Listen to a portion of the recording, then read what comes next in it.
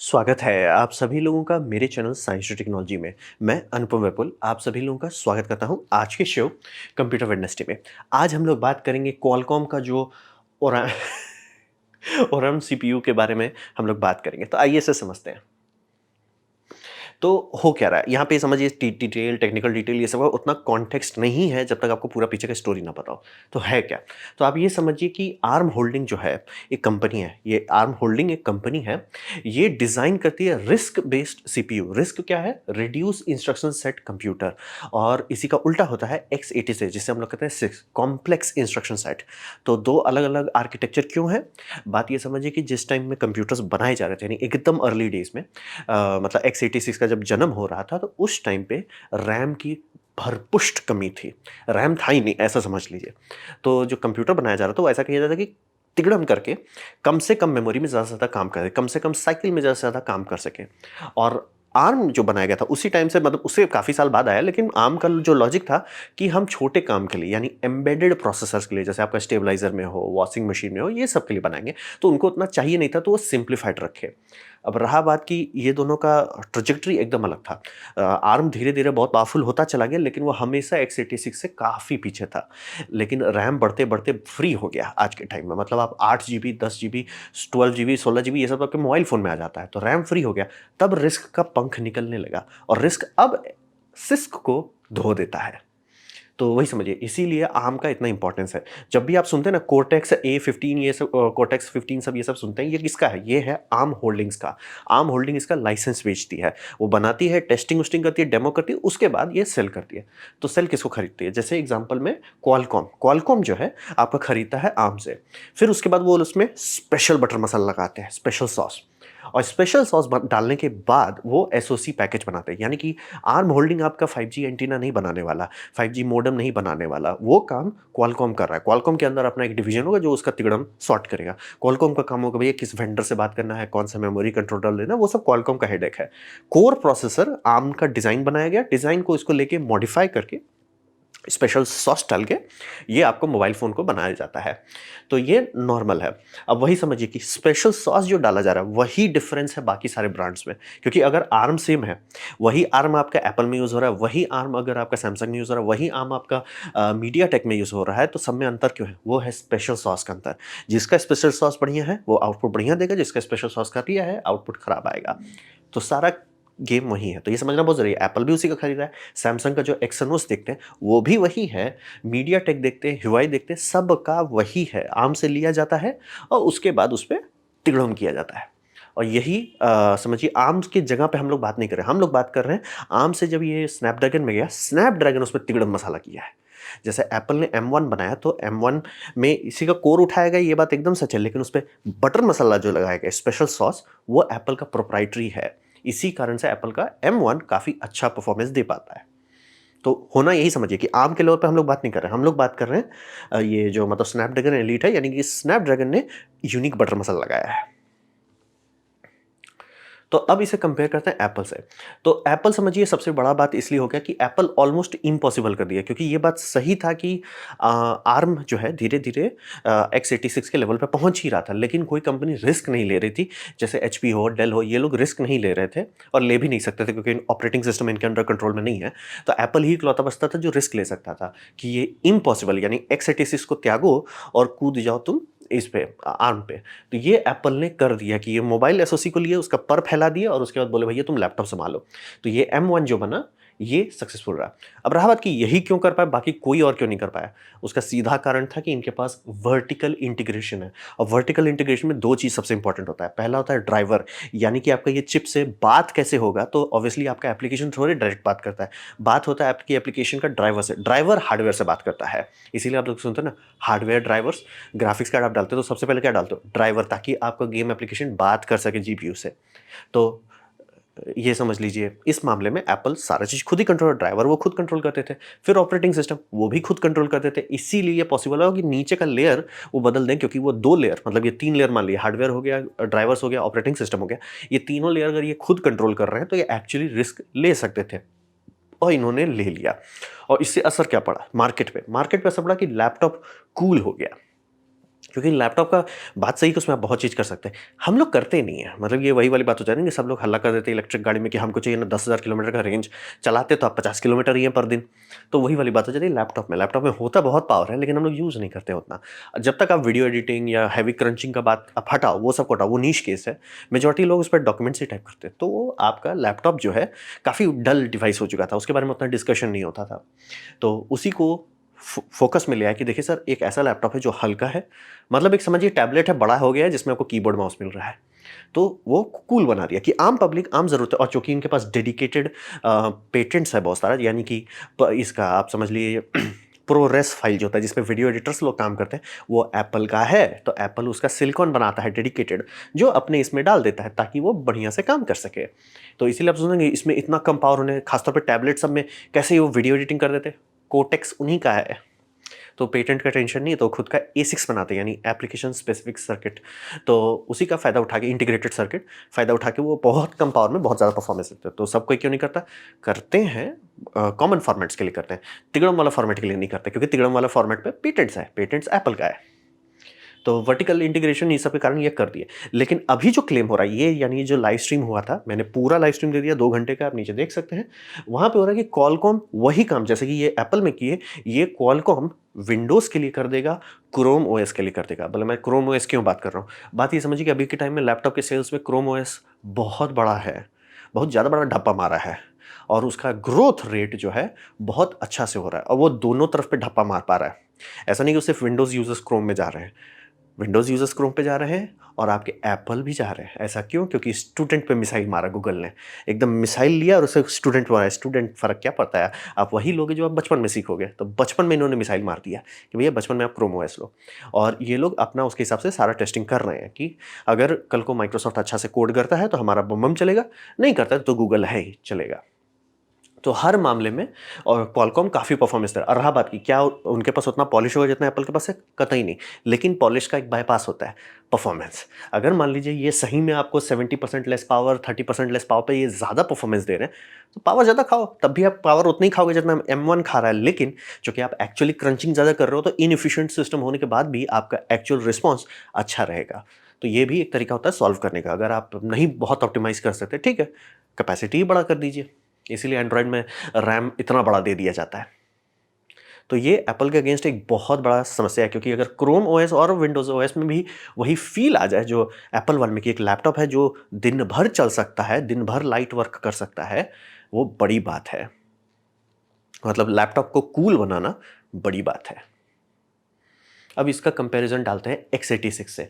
तो x86 में समझिए सबसे बड़ा दिक्कत हो गई, ये आजकल जो मीम चला हुआ है कि 2010 में x86 का बुरा टाइम शुरू हो गया था। और वहाँ पे समझिए कि कुछ खास अच्छा हुआ ही नहीं। ये मतलब इंटेल का जोक है कि 14 नैनोमीटर, फिर हो गया 14 नैनोमीटर प्लस, फिर हो गया 14 nanometre plus plus, 14 nanometre plus plus plus plus plus. वो सिर्फ 14 नैनोमीटर को ही रगड़ते रह गए, वहाँ फंस गए थे। और उस टाइम अगर आप AMD को देखें, AMD भी फंसा हुआ था।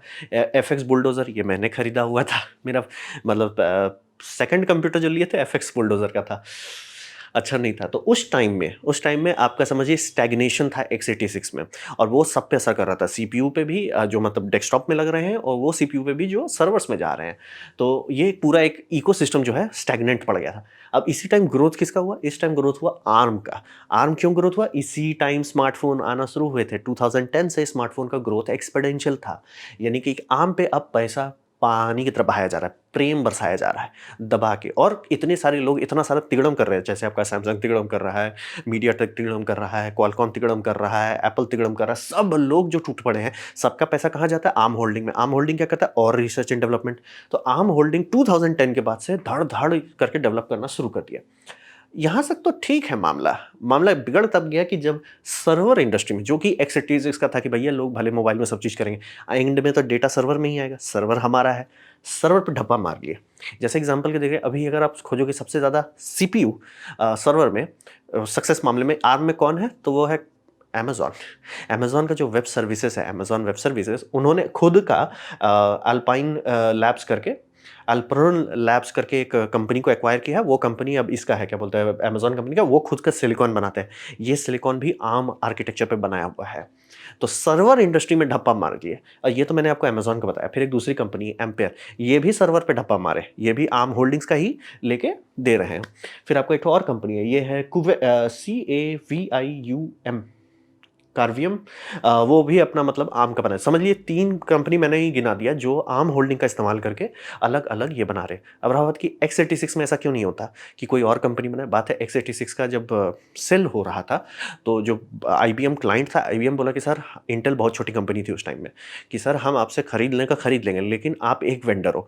आप लटके तो हमारा पूरा इकोसिस्टम लड़ा। आईबीएम उस टाइम दादा था, तो इनको कुछ चाहिए था। ये आप जो लोग बिज़नेस स्कूल में पढ़े हैं वो बता सकते हैं कि एक्चुअली क्या हुआ। तो उसमें ये था कि सर आपको एक सेकंड वेंडर चाहिए, सेकंड आपको कुछ होना चाहिए जो आपसे इंडिपेंडेंट हो।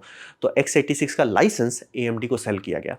आर्म होल्डिंग इससे अलग है, आर्म होल्डिंग खुद बनाता ही नहीं, उनका हेडेक ही नहीं है। उनका है कि सर हम बनाएंगे, डिज़ाइन करेंगे, डेवलप करेंगे, उसे प्रोडक्टाइज करना आप करो। आप उसे लो, उसे पैकेज करो, उसमें स्पेशल सॉस डालो, पैकेज करके सेल करो, वो आपका हेडेक है। हम सिर्फ बनाने में फोकस करेंगे।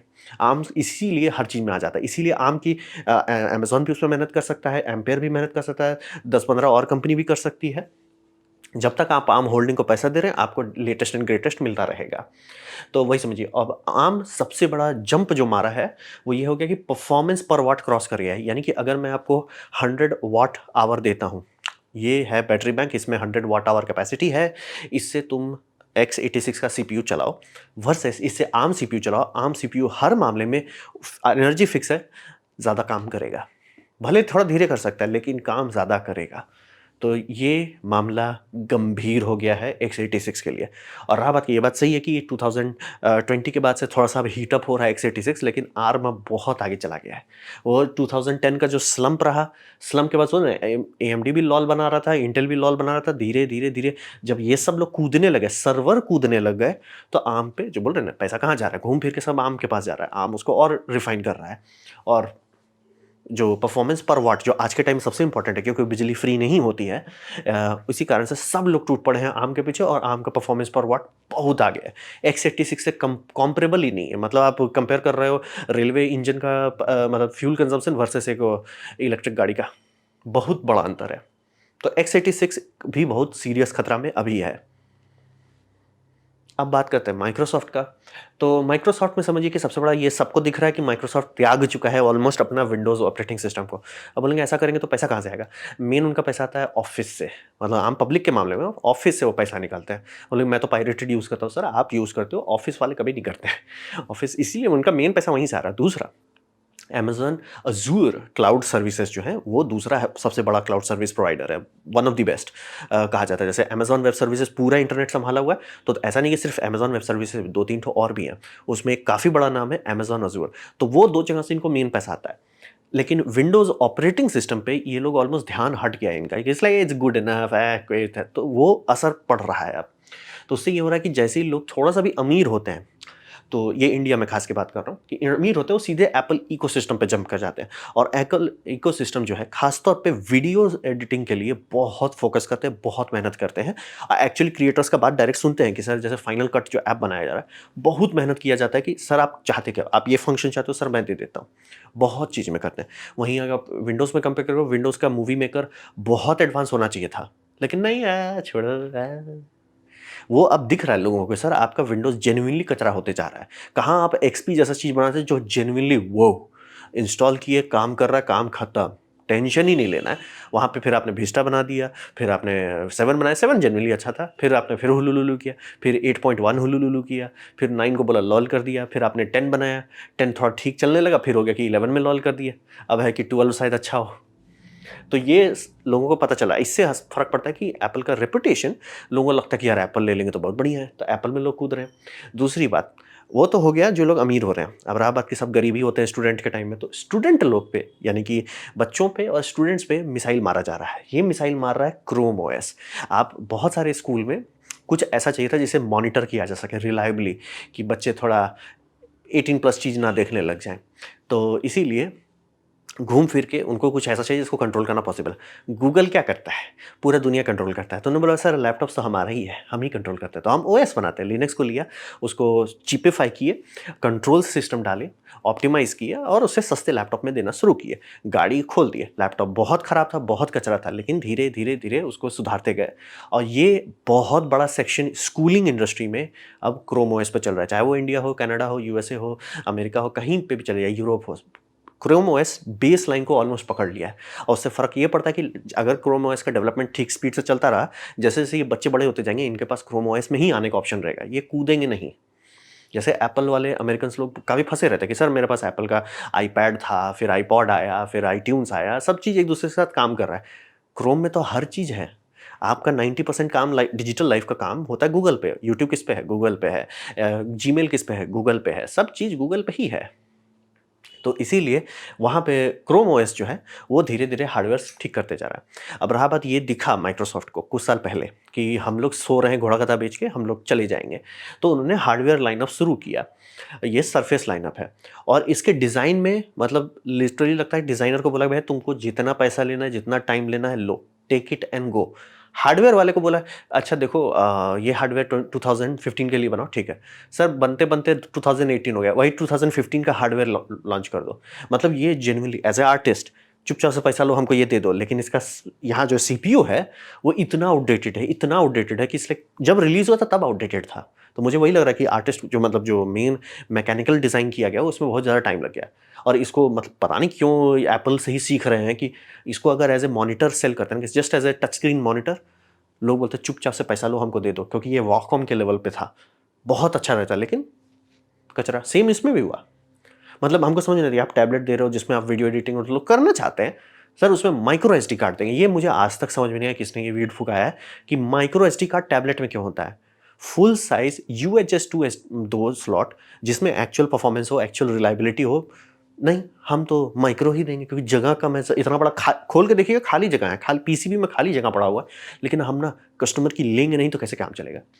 तो ये लिटरली हो रहा है। सरफेस लाइनअप बनाए, अपना ये प्रोसेसर बनाए, ये भी आर्म के साथ बात करके अपना प्रोसेसर बनाए, माइक्रोसॉफ्ट SQ1, लेकिन आर्म को भी सीरियसली नहीं लिया। तो मतलब 100 बात की एक बात, ये अब हर मामले से, हर वेक्टर से समझ में आ रहा है इनको कोई इंटरेस्ट ही नहीं है और मतलब कोई सीरियस नहीं है कि विंडोज़ पे ध्यान दो, क्योंकि विंडोज़ जो डिफ़ॉल्ट बना हुआ है ये इनको दिख नहीं रहा कि डिफ़ॉल्ट को नीचे से तोड़ना शुरू कर दिया गया। नीचे से गूगल खाते जा रहा है, खाते जा रहा है, खाते जा रहा है, और कुछ साल बाद एकाएक मुंह खोलेंगे, अरे सब तो आजकल क्रोम यूज़ करते हैं। बात वही है, वो स्टूडेंट्स को पकड़ लिए, स्टूडेंट्स तक उनको बस स्टूडेंट्स से तेज़ी से डेवलप होते रहना है, जो कि कर सकते हैं। देखते देखते माइक्रोसॉफ्ट निकल लेगा, ऑफिस तब भी रहेगा, लेकिन ऑफिस का भी अल्टरनेटिव आ गया है गूगल में, समझ रहे हैं। वो एक्सेल साहब का बहुत पैसा आता है, मज़ा आएगा अगर शीट्स में सब लोग शिफ्ट कर जाए, समझ रहे। बहुत प्रेम से गूगल लेने वाला है इनके, अगर ये लोग ध्यान नहीं दिए तो ये हो गया माइक्रोसॉफ्ट का एंगल। अब बात करते हैं, ये सारे कहानी को एक जगह पे डालते हैं, तो बात ये समझिए कि मामला गर्म हो गया है, गेम इज ऑन। अभी सबको, जितने भी प्लेयर्स हैं, सबको अपना इंजन स्टार्ट करना, सबको फुल स्पीड पे भागना है। जैसे एप्पल अगर full balls to the walls नहीं गया, अगर उसका M3 आया मार्केट में और उसका परफॉर्मेंस स्नैपड्रैगन के आसपास ही पहुंच गया, ये बहुत खतरनाक बात है। यानी कि उनको M4 में बहुत गिरदा उड़ाना पड़ेगा, या M3 और वर्सेस ये X का गैप अच्छा होना चाहिए। गैप अच्छा नहीं है तो यानी मतलब सही में क्वालकॉम बहुत बड़ा स्पेशल सॉस डाला है, बढ़िया से डाला है। तो यानी एप्पल अब ढीला नहीं हो सकता, विंडोज़ तो लॉल है, हमको कोई टेंशन नहीं, अरे क्वालकॉम बहुत बड़ा ढप्पा मार देगा। तो इनको भी फुल गियर लगाना है, ठीक है, ये हो गया इनके साइड में। अब फिर बात करते हैं माइक्रोसॉफ्ट में। माइक्रोसॉफ्ट को क्या करना है? माइक्रोसॉफ्ट को टूट पड़ना है अपना आर्म का विंडोज़ वेरिएंट बनाने में। वो साइड में काम कर रहे हैं, लॉल कर रहे हैं, इंटरेस्ट नहीं, पैसा पानी की तरह बहाओ, नहीं तो खत्म हो जाएगा। क्योंकि उनका एक ही होप है कि अज़ूर बहुत अच्छा चलेगा। वो क्यों चलेगा? क्योंकि बिंग उन्होंने ले लिया है, बिंग में AI डाल दिया। लेकिन आप लोग में से कितने लोग गूगल से स्विच किए हैं? क्योंकि गूगल को कुछ टाइम तक टिकना है और उसको AI सॉर्ट करना है। वो कर ही लेगा, आज नहीं तो कल कर ही लेगा। जैसे ही वो करेगा फिर लोग बिंग भूल जाएंगे। तो इसीलिए बहुत ज़रूरी है कि उनका जो मेन पब्लिक परसेप्शन है वो ऑपरेटिंग सिस्टम से है, वो अगर हट गया लटक जाएंगे। तो इनको आर्म पे पूरा पैसा डालना है, आर्म पे पैसा दे दे के बनवाना है कि भैया आर्म पे हमारा ऑपरेटिंग सिस्टम चलाओ, अच्छे से पोर्ट करो, ड्राइवर अच्छे से पोर्ट करो। तो वो इनको करना पड़ेगा।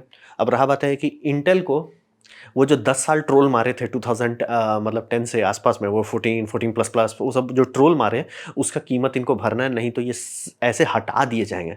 क्योंकि x86 में लिटरली AMD बोल रहा है भैया हमारा एनर्जी इफिशिएंट है। सर्वर कंपनी ध्यान नहीं देती आपको परफॉर्मेंस बेंचमार्क, उसका लाइक परफॉर्मेंस पर व्हाट, AMD बोल रहा है अरे हटाओ यार इनको, हटाओ हटाओ यार, सब फालतू का कंपैरिजन करो, हटाओ। तो वो इनको जेन्युइनली वो 10 साल का जो चिल मारे हैं ना, चिल ब्रो, वो चिल ब्रो को मेहनत करो ब्रो हो गया है। फिर AMD, अब AMD को कंपटीशन किससे करना है? वो x86 के पीछे अब नहीं रह सकता, उसको है कि हमें बीट करना होगा आर्म को। अगर वो नहीं कर पाते हैं, वो भी दिक्कत, क्योंकि x86 उन्हीं का उनका ही है, तो लटक जाएंगे। फिर x86 खुद भी, तो उसमें सबसे बड़ा वीकनेस है कि AI सब नहीं इंटीग्रेट किया जा रहा है। जैसे कि अगर आप ये देखें, जो मैं बोलता हूँ स्पेशल सॉस से, स्पेशल सॉस में 3 बड़ा पार्ट है। पहला हो गया आपका CPU, जो आप ये क्वालकॉम हल्ला कर रहा है। दूसरा हो गया आर्डिनो GPU। फिर तीसरा हो गया आपका हेक्सागन NPU, यानी न्यूरल प्रोसेसिंग यूनिट, यानी कि जिसमें AI कोडिंग्स अच्छे से चल सकती है। तो वो सब तो x86 में है ही नहीं, ऐसे नहीं चलेगा सर, होना होगा, डालना पड़ेगा। यानी x86 इकोसिस्टम को इवॉल्व करना है। अगर वो नहीं इवॉल्व किया, SoC यानी कि system on a chip level तक नहीं पहुंचा, खत्म हो जाएंगे। तो वही समझिए। अब रहा बात कि आर्म को भी अब बहुत मेहनत कर, बोलेंगे वो खुश रहेंगे क्योंकि क्वालकॉम बहुत कर लिया। बात है कि क्वालकॉम किया, यही सबसे बड़ा प्रॉब्लम है आर्म के लिए। आर्म होल्डिंग्स ने देखिए सर हमने एक नया CPU बनाया, गर्दा उड़ा दिया, ऐसा नहीं हुआ। हुआ क्या, आर्म का ठीक ठाक चीज़ उठाया गया, उस पर बटर मसाला लगा के मेहनत करके नया बनाया गया। यानी कि आर्म को बदला जा सकता है। तो क्या कोई ऐसा चीज़ है जिससे आर्म को हटाया जा सकता है? RISC-V है, RISC-V फ्री है, ओपन सोर्स है। यानी कि अगर आर्म होल्डिंग बहुत ज़्यादा बहने लगा या आलसी हो गया या नहीं कुछ किया, लोग बोलेंगे यार हम सारा स्पेशल सॉस हमारा है, एक काम करते हैं ना सर, आपका कोर ही हटा देते हैं, हम कोर RISC-V को ले आते हैं। और RISC-V reduce instruction set architecture पे चलता है, यानी कि कंपैटिबल है काफ़ी हद तक कोर प्रिंसिपल पे। सिर्फ ऑब्वियसली फिर से थोड़ा सा तिगड़म करना पड़ेगा और पहला जनरेशन का प्रोसेसर्स अच्छे नहीं होंगे, लेकिन अगर 1-2 जनरेशन का भी झटका वो बर्दाश्त कर लेते हैं, हट जाएगा आर्म। क्योंकि फ्री का कंपैरिजन आप नहीं कर सकते ना, तो यही समझिए आर्म को भी बहुत मेहनत करना है। और क्वालकॉम का भी ये दिक्कत है कि क्वालकॉम मान लीजिए वो प्रोसेसर बना दिया, वन ऑफ दी बेस्ट बना दिया, लेटेस्ट एंड ग्रेटेस्ट बना दिया, जब तक इनके पास अच्छे हार्डवेयर पार्टनर नहीं होंगे, उसका कोई मतलब नहीं है। हार्डवेयर पार्टनर चाहिए इनको अच्छा। अब चाहे वो लिनोवो हो, कुछ भी हो, और रहा बात इनको तो सॉफ्टवेयर भी सॉर्ट करना होगा। तो गूगल के केस में वो थोड़ा ज़्यादा आसान है, क्योंकि गूगल मतलब ऑनलाइन सारा चीज़ कर रहा है, तो वो काफ़ी हद तक पॉलिश कर सकता है क्रोम बुक्स को इसका इस्तेमाल करके। इसका इस्तेमाल करके विंडोज़ के साथ बात करना होगा, फिर विंडोज़ के सरफेस लाइनअप से बात करना होगा, फिर विंडोज़ का HP, डेल, लिनोवो ये सब से बात करना पड़ेगा। तिकड़म है, इम्पॉसिबल नहीं, लेकिन करना पड़ेगा। तो गेम बहुत हीट हो गया है इसके चलते। ये समझना बहुत ज़रूरी है कि कहने को ये छोटा-सा चीज़ है, लेकिन ये सबको प्रेशर पे डाल दिया कि सर अब क्वालकॉम को है कि सर हमने सुनहरा एग लाया है, इसको मिल्क करना पड़ेगा। फिर है कि आर्म को यार हमें तो अब सही में सुधारना पड़ेगा, नहीं तो RISC-V धीरे-धीरे ढप्पा मार जाएगा। x86 इवॉल्व करो, नहीं तो खिटक लो। AMD भैया एनर्जी एफिशिएंसी और बढ़ाओ, एक्सपोनेंशियल इंटेल से बढ़िया ये नहीं चलेगा अब आर्म से बढ़िया चलना है आपको। और इंटेल को भैया जो 10 साल आराम कर लिया था, अब थोड़ा खटना पड़ेगा। फिर आपका माइक्रोसॉफ्ट है, आर्म को अगर नहीं पॉलिश किए, प्रेम से क्रोम OS मार डालेगा। फिर एप्पल को भी है कि भैया हमारा जो हल्ला था M1 उस पे तो बहुत जोर का ढप्पा मारा जा रहा है। तो इनका ये M3 पे अब लोड आ रहा है। तो समझिए गेम गर्म हो गया। बहुत साल से चिल चल रहा था, सब चीज़ घुमा फिरा के एक ही जैसा था। बहुत बड़ा गैम्बल हो गया है एक। तो ये था मेरा प्रेजेंटेशन। क्वालकॉम का ये नया अनाउंसमेंट से इतना हल्ला क्यों हो रहा है। उम्मीद करता हूँ आपको अच्छा लगा, कुछ सीखने मिला, कुछ समझ में हो। अगर ऐसा है तो लाइक कर दें, दोस्तों से शेयर कर दें, उससे मेरा काफ़ी भला होगा। नहीं अच्छा लगा, नहीं पसंद आया, कोई बात नहीं, आप डिसलाइक दबा सकते हैं। मैं कहूँगा डिसलाइक 2 बार दबाएं, उससे मुझे पता चले कितना नापसंद हुआ है। मैं आपसे कहूँगा कमेंट लिखें, मैं हर कमेंट को पढ़ने की कोशिश करता हूँ। आपसे कहूँगा सब्सक्राइब कीजिए, बेल दबाइए अगर आप फ्री हैं तो। आपने वीडियो देखा, ज्वाइन मुझे बहुत खुशी हुई। धन्यवाद।